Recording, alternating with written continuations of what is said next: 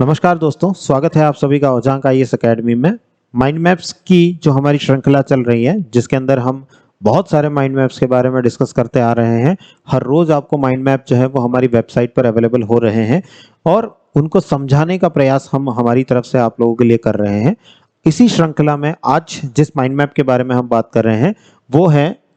FATF की grey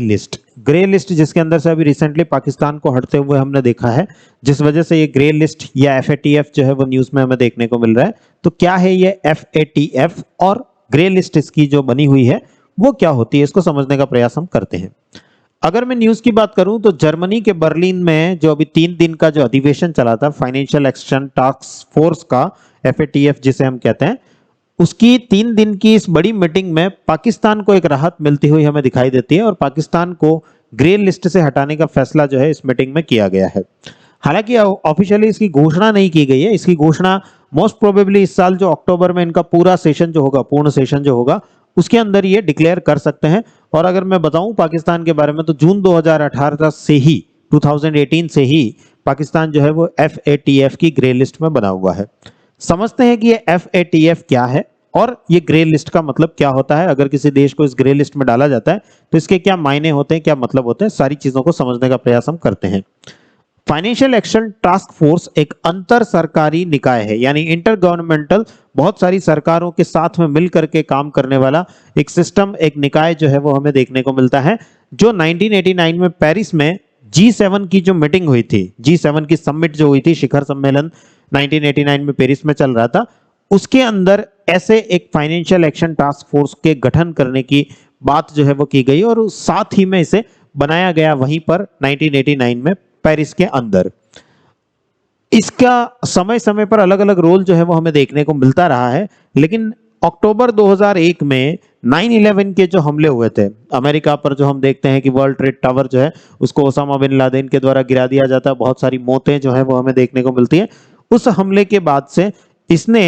अपने कार्य क्षेत्र में और विस्तार किया, अपने जो इनका जो काम है उस काम में और विस्तार किया और साथ में आतंकवादी गतिविधियों को भी ये लेकर के चलते रहे कि आतंकवादी गतिविधियां जो होती है उनके पास पैसा तो आता है, कहीं ना कहीं से फंडिंग तो होती है उनके पास में कहीं ना कहीं से। तो वर्ल्ड लेवल पर जो फाइनेंशियल एक्शंस हो रहे हैं, यानी कि पैसों से रिलेटेड जितने भी कार्य हो रहे हैं, उन पर इनका नाम ही क्या है, ये टास्क फोर्स है। एक ऐसी फोर्स है, एक ऐसा बल है जो उसकी निगरानी करता है और निगरानी करके इस चीज का ध्यान रखे कि जितने भी जो आतंकवादी संगठनों को, टेररिस्ट ग्रुप को जितनी भी फंडिंग हो रही है उसके ऊपर निगरानी रखी जाए। ये एक स्ट्रिक्ट एक्शन इनकी तरफ से 2001 से लिया जाने लगा कि खास तौर से जो हमला हुआ था 9/11 का जो अटैक था, उसके बाद से इन्होंने ये फैसला लिया कि अब हम आतंकवादियों को होने वाली, टेररिज्म को होने वाली जो फंडिंग है उसका भी ध्यान जो है रखेंगे। और अप्रैल 2012 में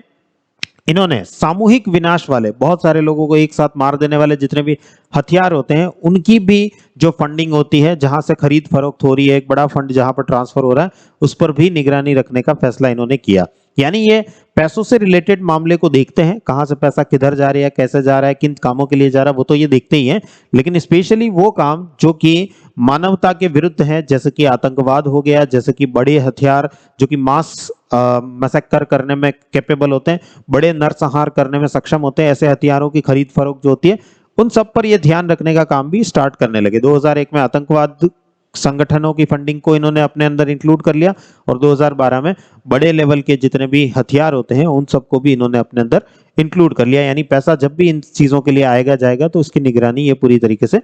रखेंगे। और दुनिया भर के लगभग 200 से ज्यादा देशों के अंदर ये एक्टिव हैं। 9 अलग अलग रीजनल क्षेत्रीय का क्षेत्र जो है इन्होंने बना रखे हैं, उनके द्वारा ये काम करने का प्रयास करते हैं। FATF के गठन की अगर मैं बात करूं तो वर्तमान में 37 सदस्य देश इसके हमें देखने को मिलते हैं और 2 क्षेत्रीय संगठन है, 2 संगठन हमें देखने को मिलते हैं और बाकी 37 देश इसके साथ में जुड़े हुए हैं, इंक्लूडेड हमें देखने को मिलते हैं। और भारत की बात करूं तो भारत 2010 से ही इसका सदस्य देखने को हमें मिलता है और भारत ने इसके जो क्षेत्रीय साझेदार हैं जैसे कि एशिया पैसिफिक ग्रुप APG और यूरेशियन ग्रुप EAG, इनका भी सदस्य देश भारत है। तो भारत डायरेक्टली और इनडायरेक्टली इस ग्रुप से जुड़ा हुआ हमें दिखाई देता है। इसके मुख्यालय की बात की जाए तो पेरिस के अंदर जो आर्थिक सहयोग और विकास संगठन है OECD, उसका जो मुख्यालय है उसी के अंदर इसका भी मुख्यालय हमें देखने को मिलता है। अब बात करते हैं कि ग्रे लिस्ट क्या होती है। एफएटीएफ के बारे में तो हमने समझा, एफएटीएफ की तरफ से जो ग्रे लिस्ट जारी होती है उसका क्या मतलब होता है। ग्रे लिस्ट की बात अगर हम करें, किसी देश को अगर ग्रे लिस्ट में डाला जा रहा है मतलब उससे चेतावनी दी जा रही है कि तुम्हारी तरफ से आतंकवादी संगठनों को फंडिंग हो रही है और हम तुम्हें चेतावनी दे रहे हैं कि हम अगर तुम इन चीजों को कंटिन्यू करते रहे, आगे भी निरंतरता अगर इन चीजों में देखी गई, इन हरकतों में तुम्हारी हरकतें अगर नहीं सुधरी तो तुमको ब्लैक लिस्ट कर दिया जाएगा। ब्लैक, दो तरह की लिस्ट है, एक ग्रे लिस्ट है, एक ब्लैक लिस्ट है। तो ग्रे लिस्ट में डालने का मतलब उनको चेतावनी दी जा रही है, वार्निंग दी जा रही है कि अगर तुम्हारी हरकतों में सुधार नहीं आया तो तुम्हें ब्लैक लिस्ट की कैटेगरी में डाल दिया जाएगा। ब्लैक लिस्ट क्या होती है सर? ब्लैक लिस्ट का मतलब ऐसे देश जो असहयोगी देश हैं, यानी वो ग्रे लिस्ट में डालने के बाद भी उस चेतावनी के साथ में सहयोग नहीं कर रहे हैं, एफएटीएफ का सहयोग नहीं कर रहे हैं और वो अपनी आतंकवादी गतिविधियों की जो फंडिंग है उसको कंटिन्यू रख रहे हैं, जारी रख रहे हैं, तो फिर उन्हें ब्लैक लिस्ट के अंदर डाल दिया जाता है, ब्लैक लिस्ट में डालना सम्मिलित कर लिया जाता है, जो कि जनरली एनसीसीटीज होते हैं, नॉन कोऑपरेटिव कंट्रीज और टेरिटरीज। ऐसे देश जो कॉपरेशन नहीं कर रहे हैं, सहयोग नहीं कर रहे हैं, उन देशों को इसके अंदर डाल दिया जाता है। और फिर उनको बहुत ज्यादा प्रॉब्लम्स आती है, जैसे वो फंडिंग के लिए जाएंगे, वर्ल्ड लेवल पर जितने भी इंस्टीट्यूट हैं पैसों से related,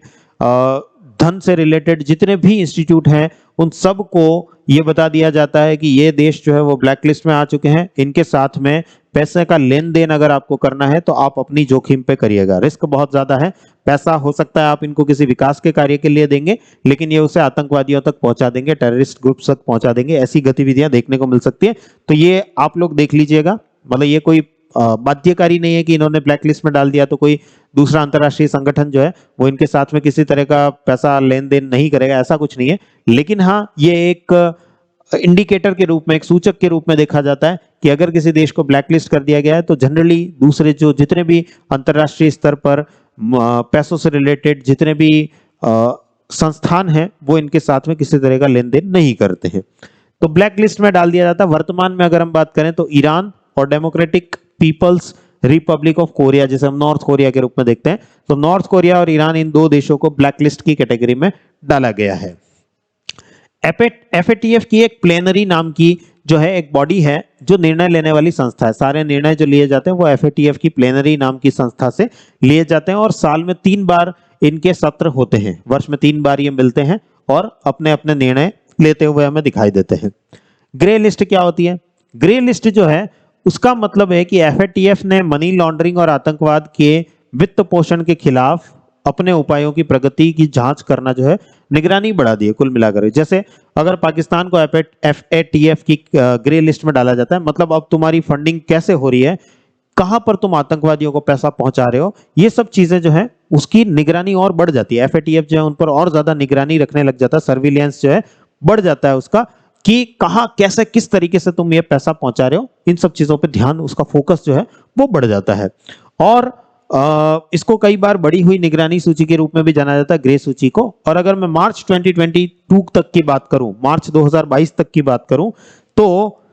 Pakistan, Syria, Turkey, Myanmar, Philippines, दक्षिण सूडान, युगांडा, यमन, ये कुछ ऐसे देश हैं जिनको की ग्रे लिस्ट में, एफएटीएफ की ग्रे लिस्ट में हमें इनके नाम जो है देखने को मिलते हैं। ये लोग सम्मिलित हैं ग्रे लिस्ट के अंदर। अब हम न्यूज देख रहे हैं कि पाकिस्तान को हटाने की बात की जा रही है, तो ग्रे लिस्ट से हटाने का मतलब क्या होता है? ग्रे लिस्ट से हटाने का मतलब यह है कि एफएटीएफ जो है वो जब किसी देश को ग्रे लिस्ट में डालता है तो उसे कुछ काम सौंपता है, वर्क लिस्ट जो है वो सौंपता है कि तुम्हें ये काम जो है वो करने होंगे, अगर तुम नहीं करते हो तो तुम ब्लैक लिस्ट में चले जाओगे, अगर तुम करते हो और हमारा सहयोग करते हो तो तुम्हें ग्रे लिस्ट से बाहर निकाल दिया जाएगा। तो जैसे कि आतंकवादी कोई समुदाय है उस देश के अंदर, तो वो उनकी जो संपत्ति है, एसेट जो है, उसको एक्वायर कर लिया जाए, उसकी संपत्ति को कुर्क कर लिया जाए या जब्त कर लिया जाए, या आतंकवादियों के पास जो फंडिंग पहुंच रही है, मान लो वो देश सहयोग नहीं कर रहा लेकिन कुछ और तरीके हैं जिनके द्वारा उस देश के अंदर ऐसी गतिविधियां हो रही है, तो देश जो है वो सहायता करे, एफएटीएफ की सहायता करे कि या अंतरराष्ट्रीय जितने भी संगठन है उनकी सहायता करे कि वो उस पैसे के जो आने जाने के जो तरीके हैं उन पर रोक लगा सके। अगर वो ऐसा नहीं करते, एफएटीएफ की लिस्ट में, ग्रे लिस्ट में अगर किसी देश को सम्मिलित कर लिया जाता है तो जनरली उनको लोन्स वगैरह जो बाहर से मिलते हैं उन पर भी बहुत ज्यादा, उनमें भी बहुत ज्यादा दिक्कतें देखी जाती है। जैसे अगर हम रिसेंटली बात करें तो पाकिस्तान की अर्थव्यवस्था बहुत ज्यादा खराब स्थिति में थी और जून 2018 से पाकिस्तान जो है वो इसी ग्रे लिस्ट में हमें देखने को मिल रहा है। और पाकिस्तान जो है वो लोन लेने के लिए 6 मिलियन अमेरिकी डॉलर का आईएमएफ से जो लोन लेने गया था उसमें बहुत ज्यादा दिक्कतें आई थी, बहुत ज्यादा प्रॉब्लम्स हैं वो देखने को मिली थी। और एफएटीएफ की कार्यवाही की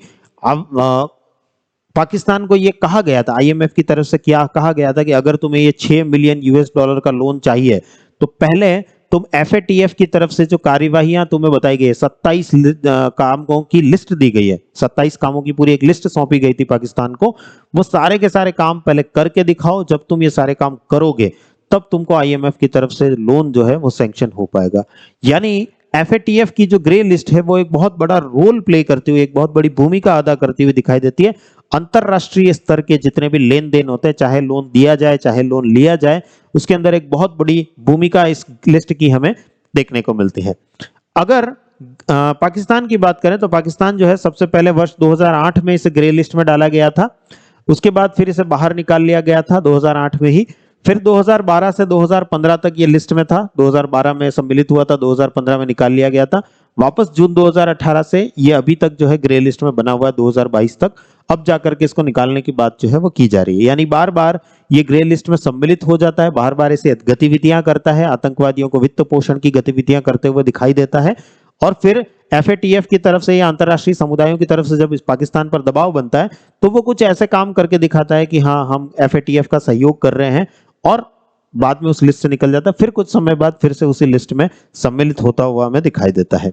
ग्रे लिस्ट से अगर किसी देश को हटाया जाता है तो उससे क्या प्रभाव पड़ते हैं? इससे आईएमएफ, वर्ल्ड बैंक, ऐसे जो अंतरराष्ट्रीय संगठन हैं उनसे आपका लोन मिलने की जो सुविधा है, आपको जो पैसा मिल सकता है वो आसानी से मिल पाएगा, ज्यादा आसानी से आप उस देश की पहुंच इन सारे संस्थानों तक हो जाएगी। जैसा मैंने आपको उदाहरण दिया था, 6 बिलियन अमेरिकी डॉलर जो है वो पाकिस्तान लेने गया था आईएमएफ से, लेकिन आईएमएफ ने कहा पहले एफएटीएफ की जो लिस्ट तुम्हें दी गई है, जितने जितने काम तुम्हें दिए गए हैं वो सारे करके आओ तो हम तुम्हें लोन देंगे, वरना नहीं देंगे। और पाकिस्तान की अभी स्थिति वैसे भी बहुत अच्छी नहीं है, चाइना से भी जो है बहुत सारा उधार ले रखा है, लोन ले रखा है, और सऊदी अरब से भी बहुत ज्यादा लोन जो है पाकिस्तान ने ले रखा है।